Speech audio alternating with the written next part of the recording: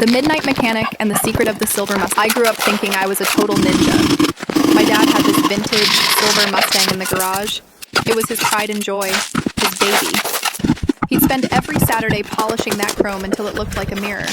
But he had one strict rule: nobody touches the keys. When I was 17, I started, well, borrowing it.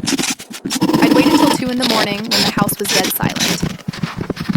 I'd shift the car into neutral, and me and my buddies would literally push that heavy metal beast down the driveway, all the way to the end of the block, just so he wouldn't hear the engine roar to life. We'd cruise the empty back roads of Ohio, windows down, feeling like absolute kings.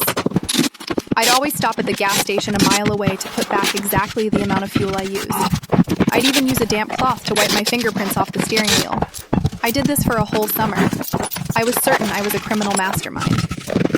Last Christmas, we were sitting around the fireplace and my dad hands me a small rusted tin. Inside was a spare set of keys and a folded up receipt from a local mechanic.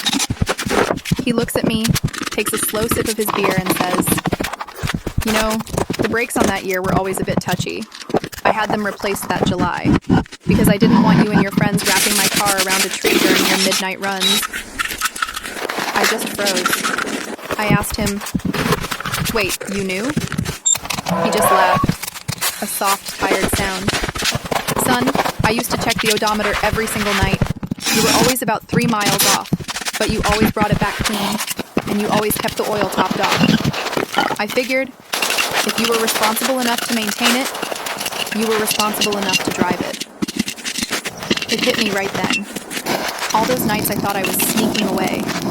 He was actually upstairs, lying awake, listening for the sound of those tires hitting the gravel, just waiting to make sure his boy made it home safe. Turns out, the best parts of